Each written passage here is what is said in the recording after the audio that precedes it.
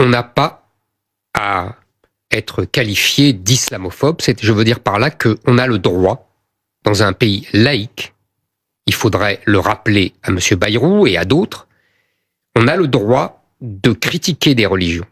Oui. On a le droit de ne pas aimer des religions. On a le droit de ne pas aimer l'islam. On a le droit de ne pas aimer le christianisme. On a le droit de critiquer le judaïsme. Je veux dire, dans le pays de Voltaire, ça serait quand même malheureux qu'on ne puisse plus critiquer une religion. Ça, c'est une première chose. Deuxième chose, puisque tout a démarré avec cette histoire tragique de ce pauvre garçon qui a été... c'est plus qu'une histoire tragique, c'est un meurtre. Bien sûr, ce meurtre affreux, c'est tragique un meurtre, de ce garçon qui a été assassiné. Je voudrais dire que, d'abord, les deux personnes en cause n'auraient pas dû être en France.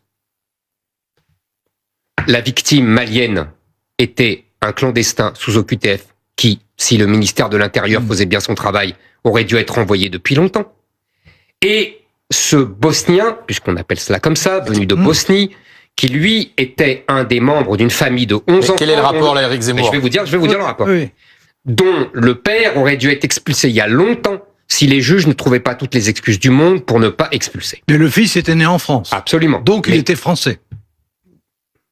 Non, à sa majorité. Oui, vous le savez bien. Mais il aurait dû être expulsé bien avant, avec sa famille. Non, mais attendez, vous parliez du terme sémantique. Attendez, ce que je veux dire, c'est que ces gens-là n'auraient pas dû se croiser.